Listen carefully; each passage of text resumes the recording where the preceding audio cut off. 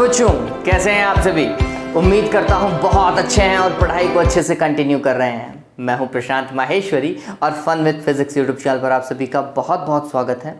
आज इस particular lecture में हम दो न्यूमेरिकल्स डिस्कस करेंगे जो कि केवीएल से सॉल्व होंगे, मतलब किरचॉफ के द्वितीय नियम से उनका सॉल्यूशन किया जाएगा। केसीएल का उपयोग भी किया जा सकता है, लेकिन जिस तरीके का सवाल दिया गया है उसमें केसीएल का उपयोग इतना ज़्यादा है नहीं बच्चों। तो पूरा का पूरा सवाल ऑल एंड ऑलमोस्ट किरचॉफ के द्वितीय नियम पर है, केवीएल पर है, जिसका लास्ट हमने एक और क्वेश्चन डिस्कस किया था नहीं किया था। चलिए तो काम करना चालू करते हैं। न्यूमेरिकल नंबर देखिए, ये उदाहरण संख्या 3.6 है जो आपको सामने दिखाई दे रहा होगा। क्या बोल रहा है?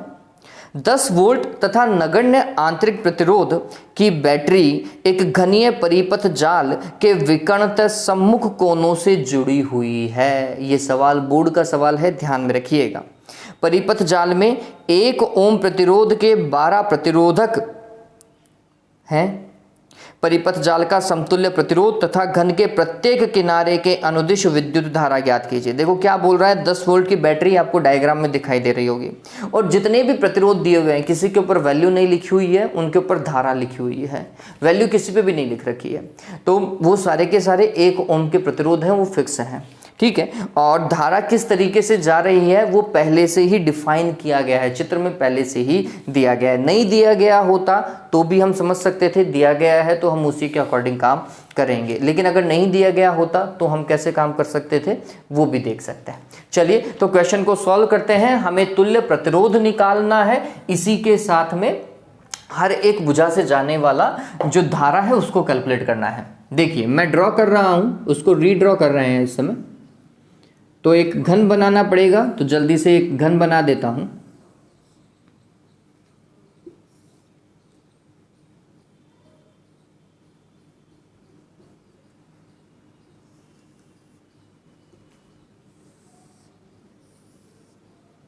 और घन की हर एक भुजा जो है वो एक प्रतिरोध की तरह काम करेगी, ये बात ध्यान में रखना। हर एक भुजा एक प्रतिरोध की भांति कार्य करेगी। बैटरी कुछ इस तरीके से लगी हुई है, ये 10 वोल्ट की बैटरी है।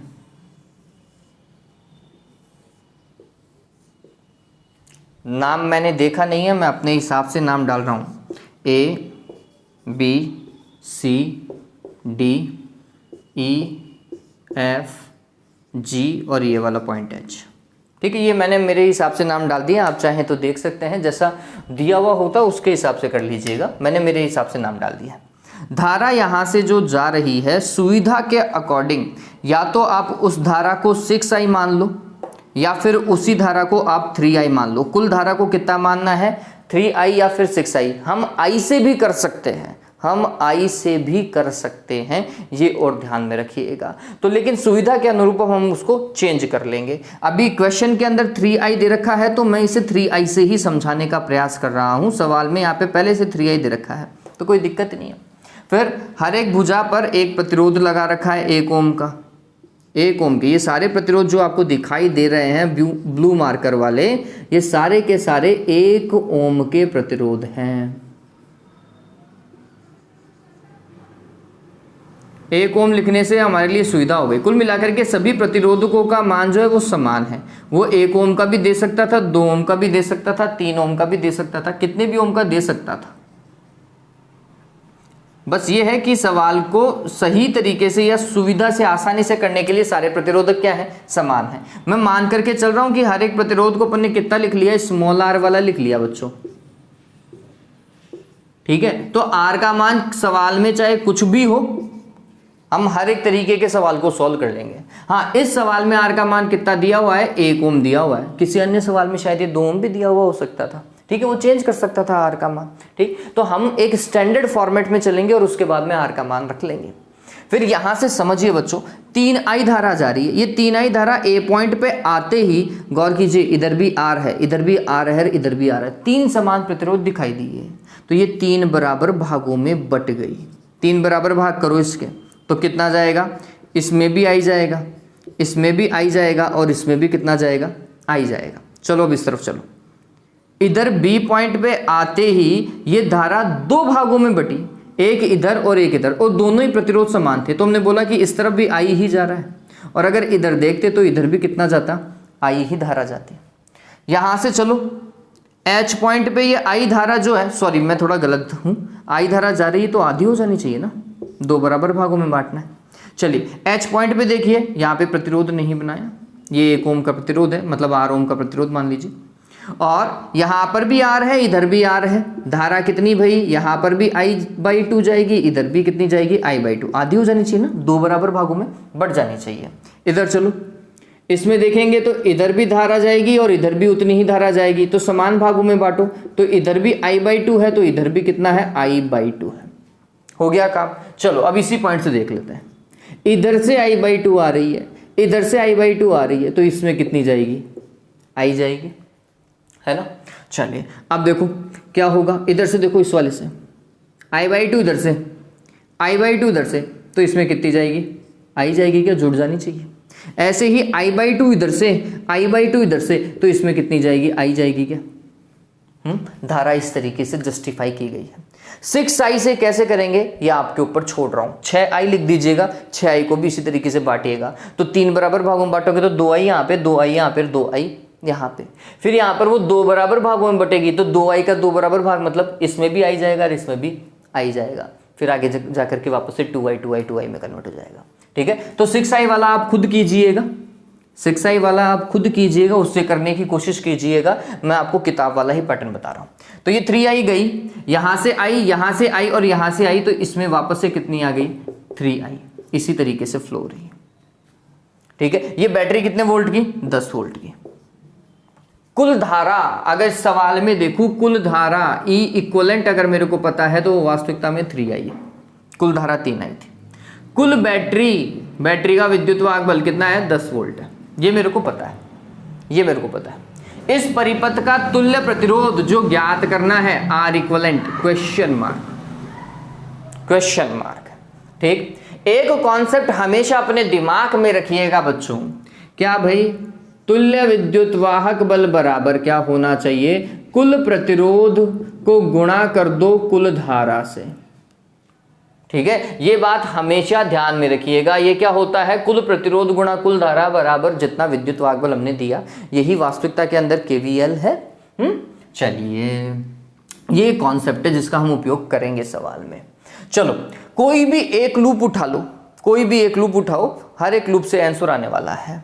अगर हमें वास्तविकता में विद्युत वाहक बल क्या, तुल्य प्रतिरोध ज्ञात करना हो तो देखिए, ये लूप लो, दिख रहा है, ये आउटर शेल वाला ही ऐसा देखो, इस वाले में I, इस वाले में I/2, इस वाले में I, और वापस से लूप यहाँ पे खत्म। कोई भी लेना, ऐसा चलो, ऐसे चलो, U I/2 I, वापस से एक और देखना, I/2 I, पता चला। इधर से देखो, I/2 I, वापस से देखो, I/2 I, पता चल रहा है। कोई सा भी एक पथ चूज कर लो, सभी में एक तरीके का ही पैटर्न है, सिमेट्रिकल क्वेश्चन हो गया एक तरीके से।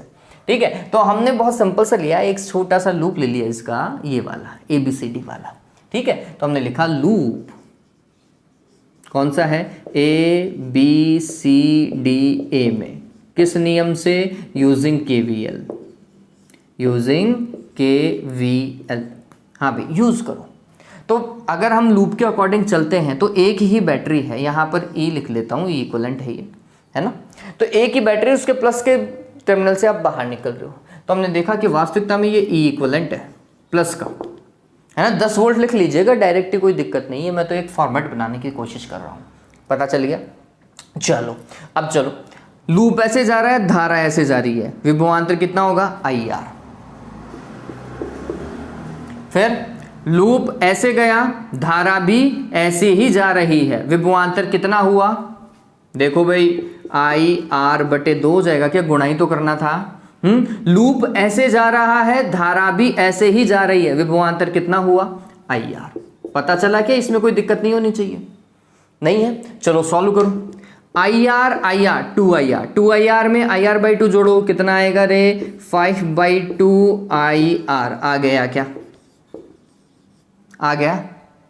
आर का मान दिया हुआ है, मैं रख सकता हूं। ई इक्विवेलेंट का मान दिया हुआ है, मैं रख सकता हूं। बताओ आई आएगा नहीं आएगा? आ जाएगा, आना ही चाहिए, जाएगा कहाँ? चलिए ठीक, तो आई का मान आसानी से निकल जाएगा इससे, या फिर मैं इसी से ही आर इक्विवेलेंट भी निकाल सकता हूं। कैसे? देखो ये तो हम इस चीज को क्या लिखेंगे वो समझो। तो हम लिखेंगे ये हो जाएगा आर इक्विवेलेंट इसकी जगह इंटू आई इक्विवेलेंट, है ना। और 5/2 ऐसा का ऐसा, आई आर ऐसा का ऐसा, लास्ट में जाकर के आर का मान रख देंगे 1 ओम। आई इक्विवेलेंट है कितना? 3i है भैया। तो R equivalent into 3i into 3i is equal to क्या बच्चों? 5/2 आई इंटू आर। आई से आई की रामायण कैंसिल, 3 का क्या लग जाएगा? भाग। तो आर इक्विवेलेंट का मान कितना आएगा? 5/6। 3 दूनी 6 हो जाएगा क्या? आर। ठीक, अब सवाल में आर का मान 1 दे रखा है तो 1 रख दो, 5/6 ओम। अगर सवाल में 2 ओम दिया हुआ होता तो यहाँ पे 2 लिख देते, 3 दिया होता तो 3 लिखते। सभी के लिए फॉर्मेट बन गया क्या? तो अकॉर्डिंग टू क्वेश्चन में काम कर रहा हूं, तो आर इक्विवेलेंट का मान कितना आएगा? 5/6 into 1 that is 5/6 ohm. Question solve. ठीक है, चलिए धारा आप यहां से भी निकाल सकते थे, विद्युत धारा आप यहां से भी निकाल सकते थे, कहीं कोई दिक्कत नहीं है। और नहीं तो फिर यहां से निकाल लो। क्या होगा भाई? देखो I equivalent is equals to E equivalent divided by R equivalent, यही होगा। ई इक्विवेलेंट का मान 10, आर इक्विवेलेंट का मान बच्चों कितना? 5/6 कहाँ जाएगा? ऊपर 2, कितना है रे? 12 एम्पियर। ये आई इक्विवेलेंट है, और आई इक्विवेलेंट वास्तविकता में कितनी है? 3i है। तो इसका मतलब 3i बराबर 12 है। तो आई का मान कितना है रे देवताओं? 4 एम्पियर। आ गया क्या? हर एक भुजा में आपको क्या निकालनी है? धारा निकालनी है। तो आप देखेंगे कि 6 भुजाएं ऐसी है जिनमें आई धारा जा रही है। तो कौन कौन सी भुजाएं हैं? देखो वो देखो, AB, AH और AF, इन सभी में आई जा रही है। ऐसे ही ED, GD और CD, इनमें भी कितनी है? आई धारा जा रही है। तो हमने क्या लिखना है? हर एक भुजा में निकालना था ना, तो हमने लिखा भुजा, समझना, AB, AH, AF, फिर और कौन सी है? ED, GD तथा और कौन सी है रे? CD में धारा कितनी? आई बराबर कितना? 4 एम्पियर। ठीक है, और 6 में I/2 जा रही है। 6 कौन कौन सी हैं? ये देखो, ये I/2 वाली, ठीक है, ऐसे ही ये I/2 वाली, ऐसे ही ये I/2 वाली। लिख लोगे, I/2 करोगे तो कितना एम्पियर जाएगा? उसमें 2 एम्पियर जाएगा। क्या? सभी भुजाओं में क्या निकल गई? धारा। तुल्य प्रतिरोध ज्ञात हो गया। सवाल सॉल्व हुआ नहीं हुआ? हुआ। एक बहुत अच्छा सवाल और एक बहुत सिंपल सवाल था ये। डन। चलिए जल्दी से इसका स्क्रीनशॉट ले लीजिए, जल्दी से इस क्वेश्चन का स्क्रीनशॉट ले लीजिए, फिर मैं इस क्वेश्चन को रब ही कर दूंगा और नेक्स्ट क्वेश्चन आपको दिखाई देगा। तो जल्दी से स्क्रीनशॉट ले लो। ये डन हुआ बच्चों? नेक्स्ट क्वेश्चन आपको दिखाई दे रहा होगा सामने। ये क्वेश्चन क्या बोल रहा है? चित्र 3.24 में दिखलाए गए नेटवर्क की प्रत्येक शाखा में धारा ज्ञात कीजिए, और नेटवर्क आपके सामने है। आपको हर एक शाखा में निकालना है, मतलब इसकी AB में, AC में, AD में, इन सभी शाखाओं में धारा का मान ज्ञात करना है, और हम वो बहुत अच्छे से करेंगे। देखिए सवाल को किस तरीके से करना है, मैंने पहले से ही सर्किट ड्रॉ कर रखा है, आपको दिखाई दे रखा होगा। अभी तक धाराएं शो नहीं की हैं, तो धाराएं मैं आपको समझा देता हूं किस तरीके से हम देखेंगे। चलिए, अगर आप सर्किट देख पा रहे हैं तो यहाँ पे 2 बैटरी लगी हुई है, एक तो है 10 वोल्ट की और दूसरी है बच्चों 5 वोल्ट की। मेन बैटरी इसको मानते हैं एक बार के लिए। तो इससे मूल धारा जा रही है, इसे आप या तो I मान लीजिए, या फिर अगर मैं क्वेश्चन की तरीके से मानता हूं तो इसे I1 मान लेते हैं। ठीक, ये I1 जैसे ही इस पॉइंट पर आती है 2 भागों में टूटती है। ठीक, तो इसमें I1 का कुछ भाग जाएगा। लेट सपोज कीजिए इसमें कितना I2 जा रहा है, तो इसमें कितनी जाएगी? I3 मान लो क्या? I3 वास्तविकता में है कितनी, तो इस जंक्शन पे देखो, इस जंक्शन पे एक ला लगेगा, क्या भाई, आने वाली धारा का योग जाने वाली धाराओं के योग के बराबर आना चाहिए। इसका मतलब आने वाली धारा अगर I1 है, समझना, आने वाली धारा अगर I1 है, इसका योग किसके बराबर होना चाहिए, I2 प्लस I3 होना चाहिए। यहां से I3 कितना निकलेगा रे देवताओं, I3 निकालो, कितना आएगा, I1 माइनस I2। अगर आप बुक में देखोगे तो उन्होंने डायरेक्ट लिख रखा है I1 माइनस I2, तो मैं भी वही कर लेता हूँ, I1 माइनस I2 लिख लेता हूँ, नहीं तो बार बार मेरे को KCL लगाना पड़ेगा। बात समझ में आ गई? इस तरीके से उन्होंने काम किया है। फिर एक बैटरी 5 वोल्ट की ये है, ये भी कोई इंडिविजुअल धारा शायद निकाल सकती है, तो हमने बोला कि इससे जो धारा जा रही थी इसे हमने I3 लिख दिया है, ठीक है, इस वाली को नहीं लिखा, उसको मान लिया I3, ये तो सॉल्व भी हो गई, ठीक है, तो वो I3 है। अब देखो क्या हो रहा है, I2 यहां से और I3 यहां से, दोनों यहां पर आ रही है क्या, तो इसमें ऐसे जाएगी और मिक्स हो जाएगी, तो इसमें जाने वाली जो धारा है वो वास्तविकता में क्या है, I2 प्लस I3 योग है, ठीक।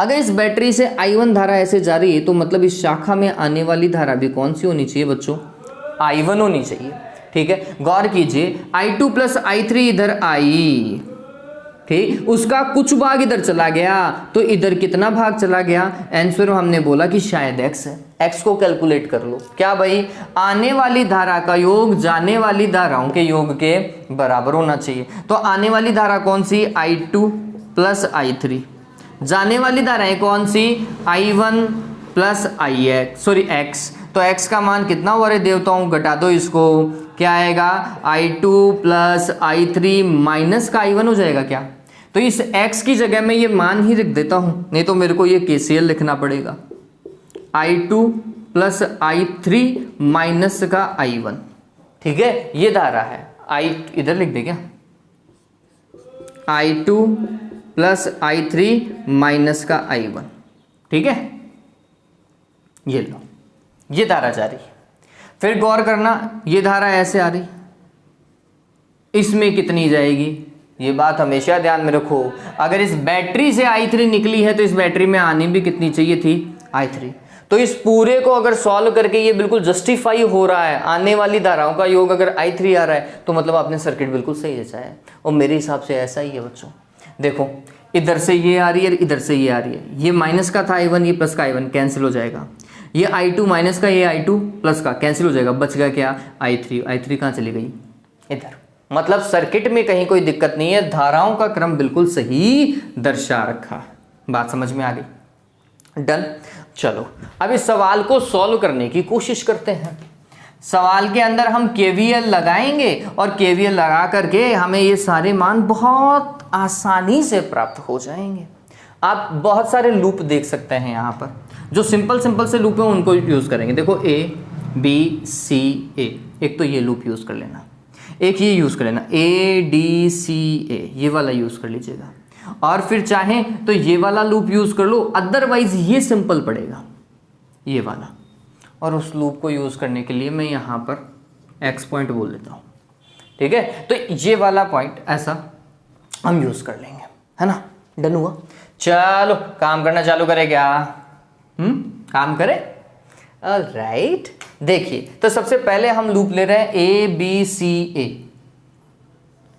In loop A B C A using, क्या यूज करेंगे भाई, KVL लगाओ देवताओं। बैटरी देखो, बैटरी 10 वोल्ट की लगी हुई है, ऐसे ही बाहर निकल रहे हैं, हम भी ऐसे ही बाहर निकल रहे हैं और प्लस के वोल्टेज से निकल रहे हैं, तो ये 10 प्लस का आएगा, ठीक है, ये 10 प्लस का लिख लिया।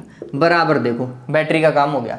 प्रतिरोध विभवांतर देखो IR, हम ऐसे गए, लूप ऐसे जा रहा है, धारा भी ऐसे ही जा रही है, तो प्लस के साथ में लिखोगे, गुणा कर दो, कितना आएगा, 4I2 लिख दूं क्या, चलो लूप ऐसा गया, धारा भी ऐसे गई, तो धारा को इससे गुणा कर दो सीधा सीधा, कोई दिक्कत ही नहीं है। तो ये जो 2 है वो गुणा होगा किससे, I2 प्लस I3 से, I2 प्लस I3 से, ठीक है। चलो आगे देखो, U ऐसा, लूप भी ऐसा, धारा भी ऐसी, तो I1 किससे, 1 से मल्टीप्लाई होगी, तो ये तो I1 ही लिख देता हूँ, कोई दिक्कत ही नहीं है। इसको सॉल्व करो देता हूँ, तो 10 बराबर आएगा 4i2 plus 2i2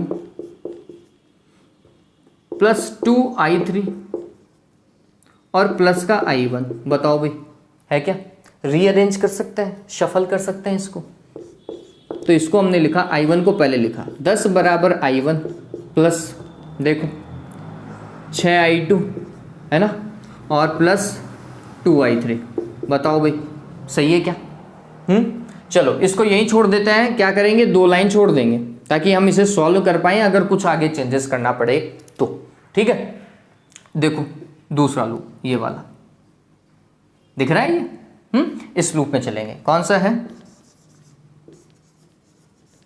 in loop ADCA using क्या यूज करेंगे भाई? KVL।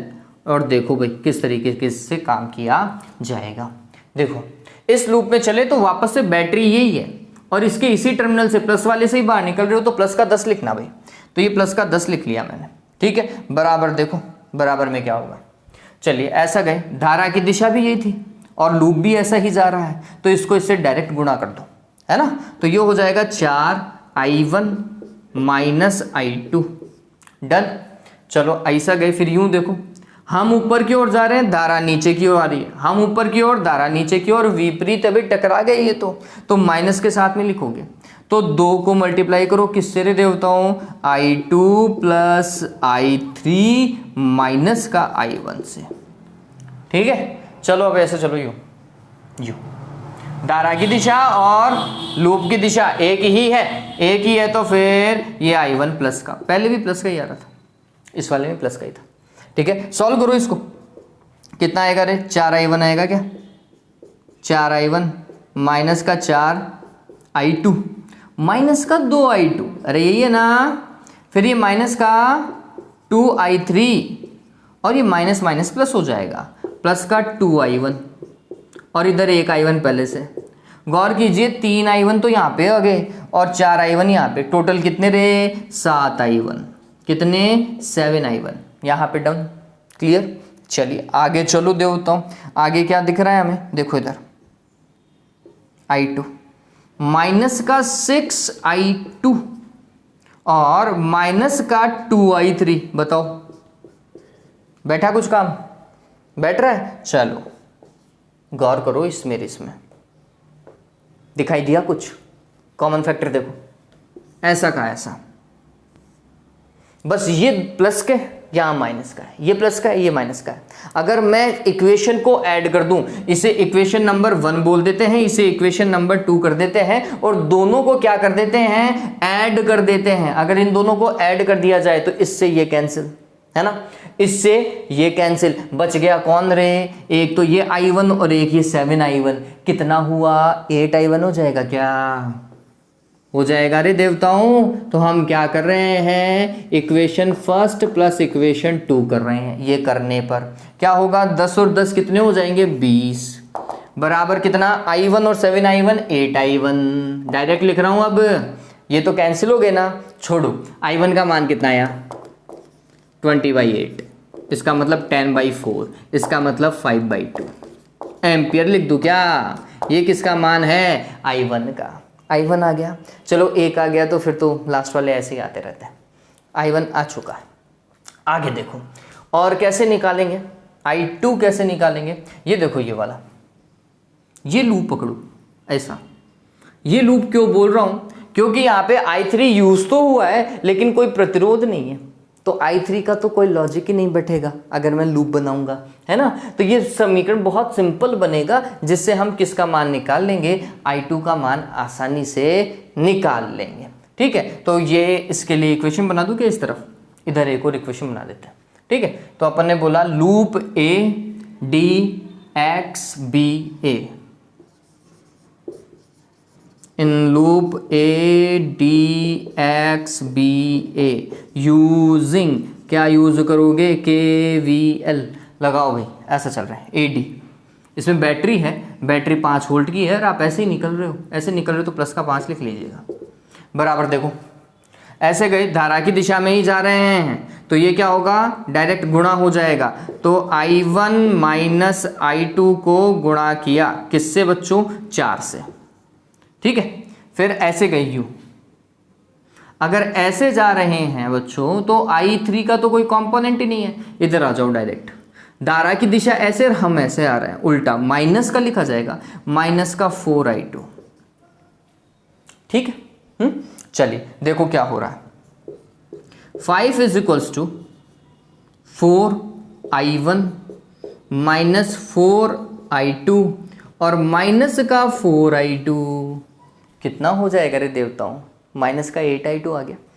और I1 की वैल्यू मैं पुट कर सकता हूँ, 10/4 रख दो या 5/2 रख दो, 10/4 रख दें, कैलकुलेशन और सिंपल हो जाएगी। तो 4 × 10/4 माइनस का 8I2 क्या हो जाएगा, कैंसिल। ये 10 प्लस का है, इस तरफ आते ही माइनस का 10 हो जाएगा, है ना। तो माइनस का 10 प्लस का 5 इज इक्वल्स टू क्या, माइनस का 8I2, यही है क्या बच्चों, माइनस का 8I2 है, ये माइनस का 5 हो जाएगा, माइनस का 5 is equals to minus 8I2। तो I2 की वैल्यू कितनी रे देवताओं, 5/8 एम्पियर, माइनस से माइनस तो कैंसिल, I2 आ चुका है, I1 आ चुका है, बताओ I3 कैलकुलेट होगा नहीं होगा, होना चाहिए I3 कैलकुलेट। चलिए किससे, इसमें रख दीजिएगा, इसमें रख दो वैल्यू को, I3 को, ठीक है। तो ये भी कैलकुलेट हो जाएगा। आपको क्या करना है, सवाल में ये नहीं निकालना था, I1 I2 I3 नहीं निकालना था, आपको निकालना था हर एक शाखा में धारा।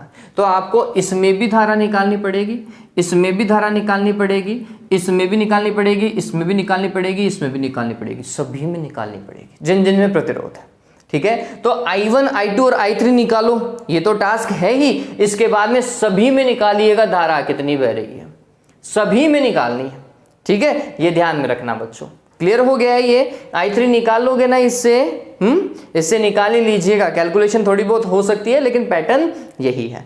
चलिए, तो उम्मीद करता हूं ये चीज आपको समझ में आई होगी। अगर आपको क्वेश्चन अच्छे से समझ में आए तो लाइक और शेयर कर दीजिएगा। Have a good day, take care.